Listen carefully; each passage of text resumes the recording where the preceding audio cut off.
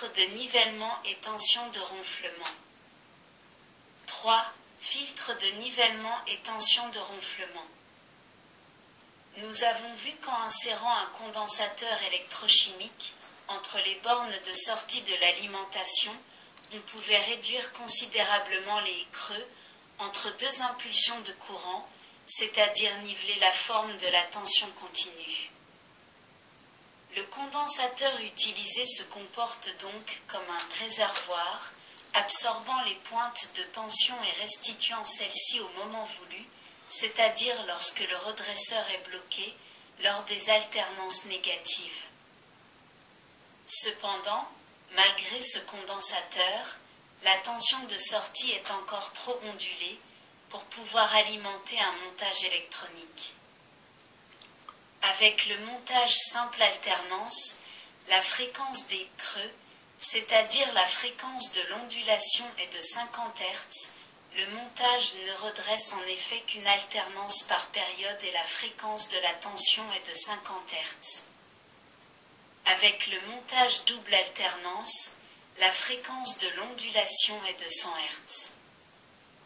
Ce fait est mis en évidence figure 17, où par simplicité, on a représenté les 4 périodes de la tension. Le régime des charges et décharges successives étant plus rapide dans le cas du montage à double alternance, il en résulte que le nivellement est plus facile. De façon plus technique, on peut dire que pour une valeur donnée du condensateur, la réactance capacitive, c'est-à-dire l'impédance présentée par le condensateur à la composante alternative, ondulation due aux impulsions de courant, est d'autant plus faible que la fréquence de la composante à éliminer est élevée. Nous avons en effet XC égale 1 divisé par C, multiplié par la pulsation, avec XC égale réactance capacitive. C égale valeur du condensateur en farad. Pulsation égale 2 multiplié par pi, multiplié par la fréquence, avec F en Hertz, égale 6,28 multiplié par la fréquence. Après avoir disposé un condensateur aux bornes de sortie de l'alimentation, le courant dans la charge à l'allure représentée figure 18 A pour un circuit simple alternance et figure 18 B pour un circuit double alternance. Aussi, afin de niveler au maximum la tension, on utilise généralement à la sortie des circuits de redressement des cellules de filtrage. Celles-ci sont connues sous le nom de filtre passe-basse. Un filtre passe-bas est un dispositif affaiblissant au maximum possible les fréquences supérieures à une valeur donnée. Autrement dit, un filtre passe-bas laisse passer toutes les fréquences comprises entre 0, courant continu, et une fréquence F0, dite fréquence d'arrêt, et bloque toutes les fréquences supérieures à F0. Ce filtre, dans le cas d'une alimentation, est composé de 2 condensateurs chimiques et d'un bobinage ou d'une résistance, figure 19. Le fonctionnement de l'ensemble est très facile à comprendre. Nous avons vu l'effet du premier condensateur C1. Celui-ci se charge lors des impulsions de courant et se décharge lorsque la tension disparaît ou tend à diminuer. Avec la cellule de filtrage, le courant doit maintenant traverser le bobinage avant d'atteindre la charge. Or, ce bobinage a la propriété de combattre les variations du courant. Il en résulte donc une amélioration de la forme de la tension de sortie US. D'autre part, le condensateur C2 relié à la sortie de L ou R se comporte de la même façon que C1 et réduit donc encore la composante alternative. En résumé, la composante alternative à la sortie du redresseur rencontre 2 éléments, C1 et L, qui, répétons-le, peut être remplacé par une résistance. Or, Pour cette composante alternative, C1 présente une réactance capacitive inférieure à la réactance inductive de L ou la résistance de R. En effet, en effectuant le calcul sur la base de C1 égale 50 microfarad, valeur généralement adoptée, L égale 4 Henry et fréquence égale 50 Hz, on obtient. En remplaçant L égale 4 Henry par une résistance de 1256 ohms, on pourrait s'attendre à obtenir le même résultat au point de vue atténuation de la composante alternative.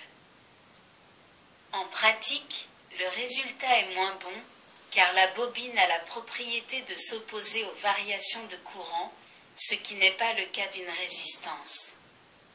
Cependant, les cellules RC sont suffisamment efficaces en pratique.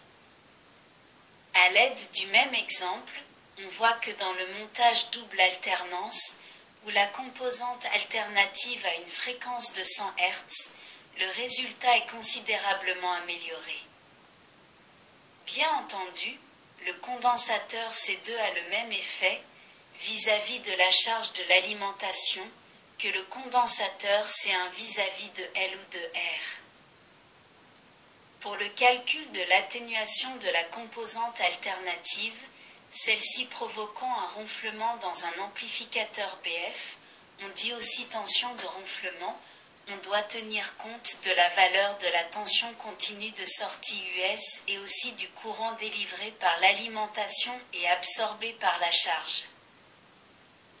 Il est bien évident, en effet, que la composante alternative dépend de la tension continue de sortie, car plus celle-ci est élevée, plus la tension alternative nécessaire est d'amplitude importante.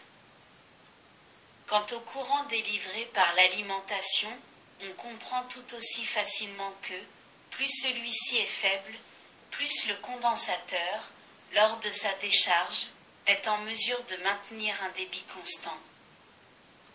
Le calcul théorique de l'atténuation, fort complexe, doit tenir compte des temps de charge et de décharge du condensateur en fonction des paramètres tension et courant.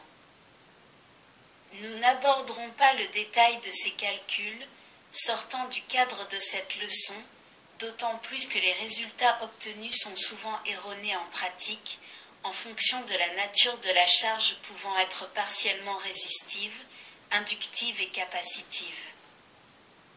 Cependant, pour avoir une idée approximative, parfaitement valable en pratique, on peut calculer simplement la tension de ronflement à l'aide des formules ci-dessous. A. Circuit simple alternance, avec filtre ne comportant qu'un seul condensateur. VR égale 4 multiplié par I divisé par C1 multiplié par la racine carrée de 2 avec VR égale tension de ronflement. I égale courant débité dans la charge en milliampères. C1 égale valeur capacitive du condensateur en microfarad.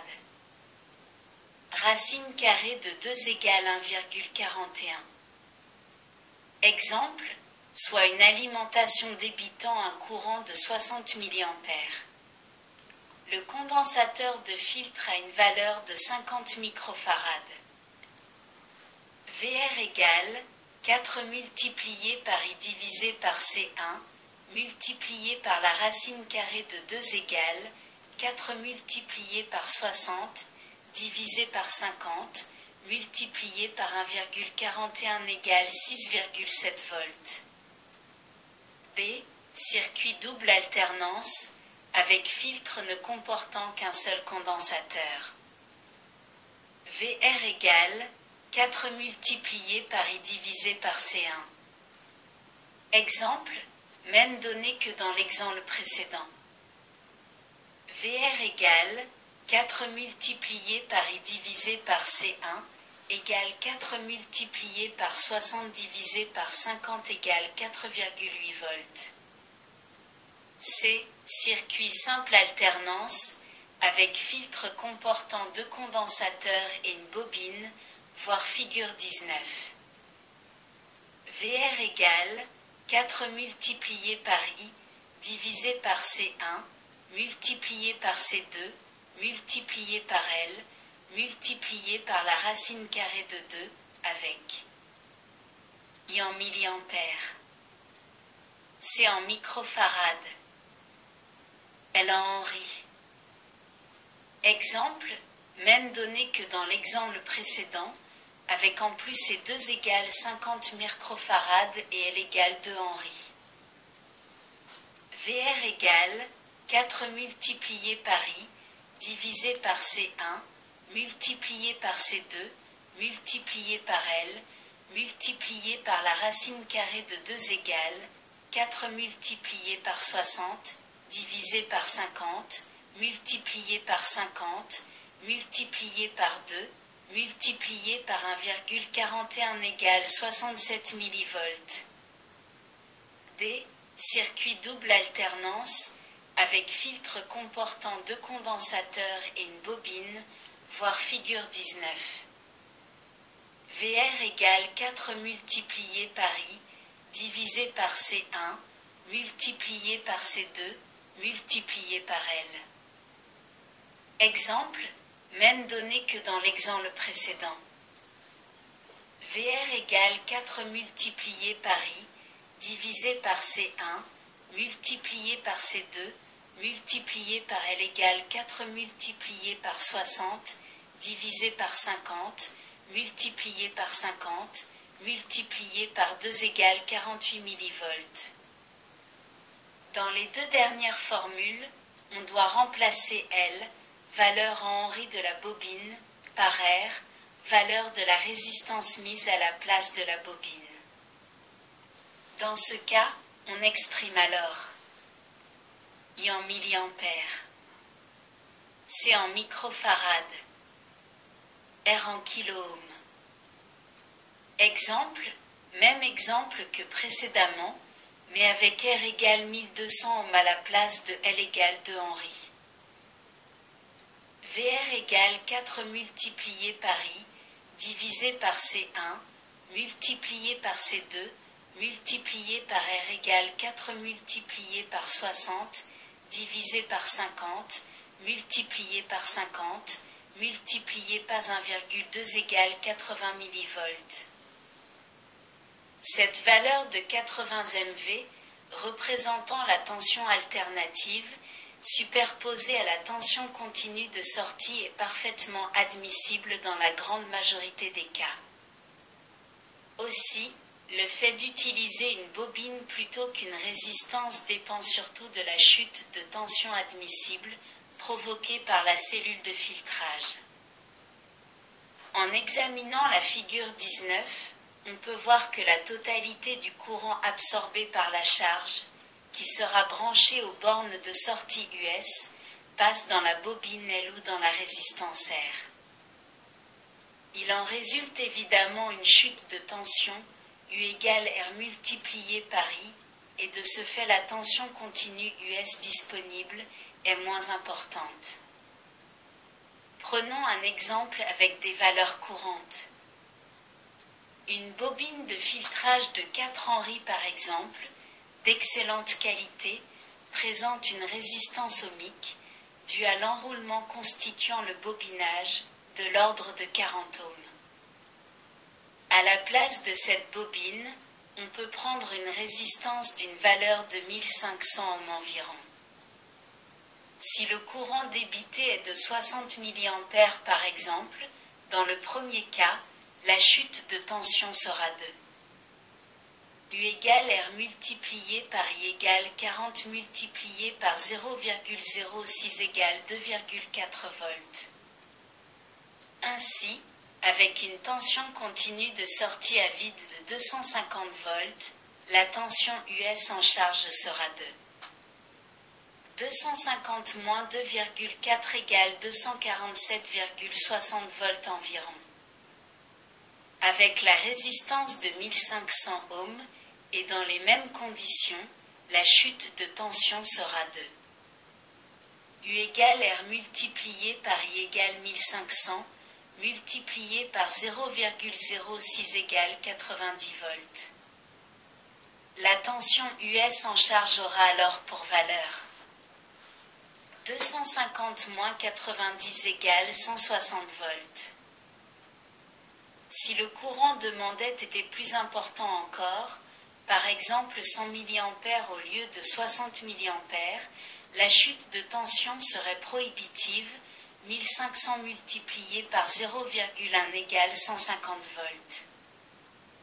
En conclusion, on utilise une résistance de filtrage, élément peu coûteux et peu encombrant, lorsque le courant que doit fournir l'alimentation est relativement faible. Dans le cas contraire, on adopte une bobine de filtrage.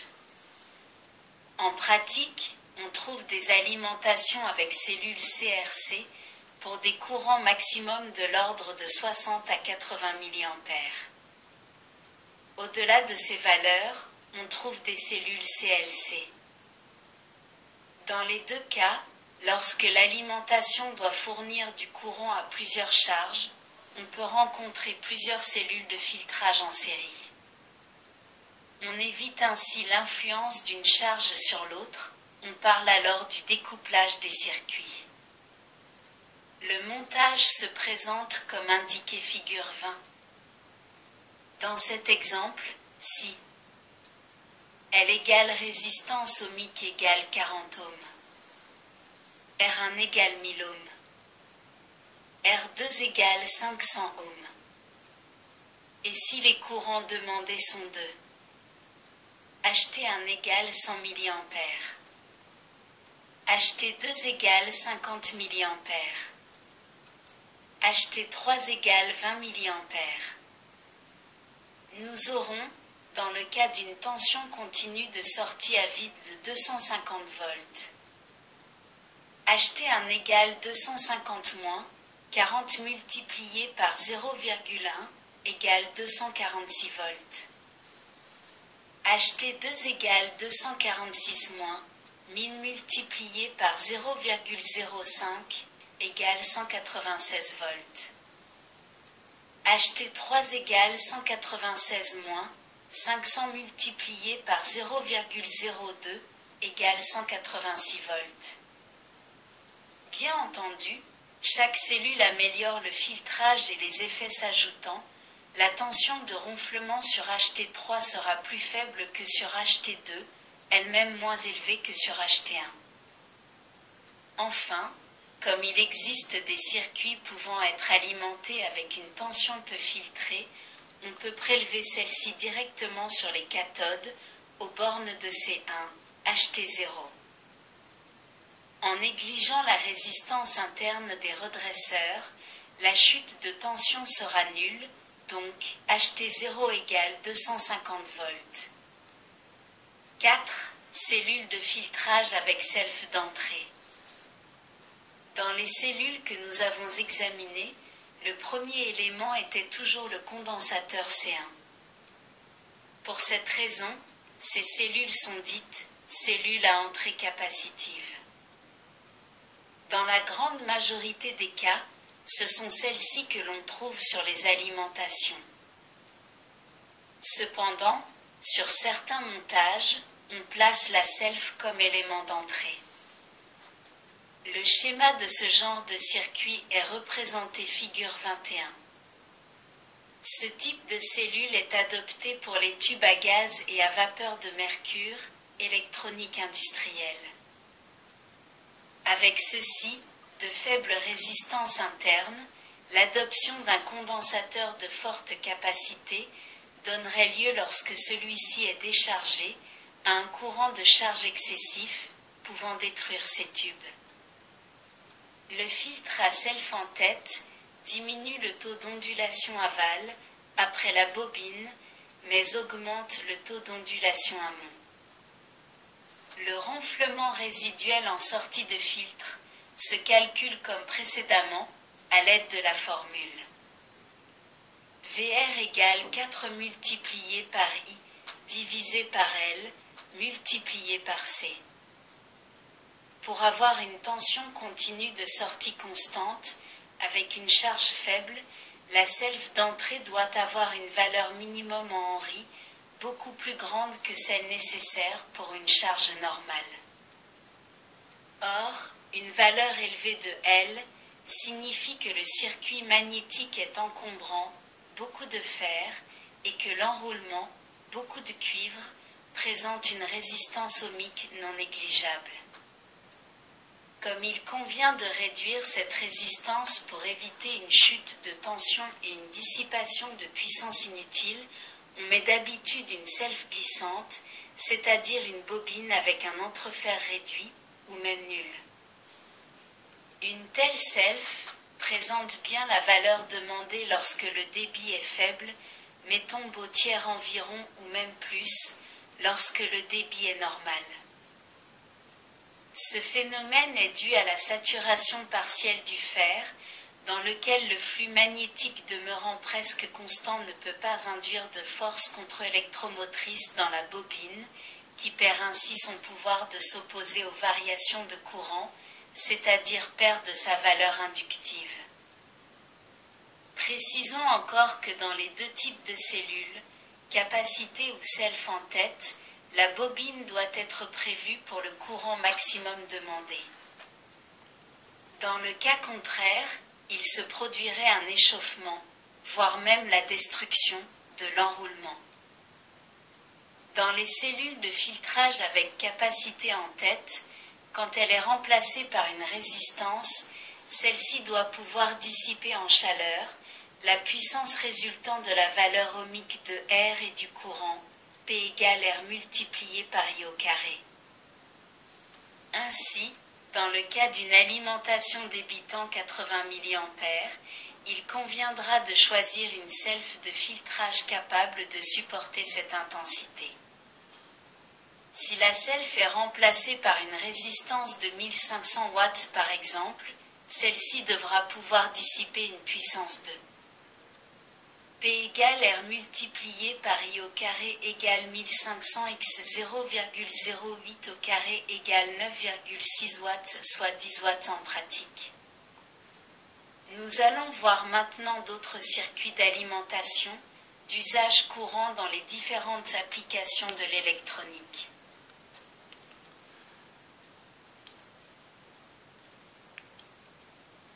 Merci de votre écoute. À bientôt.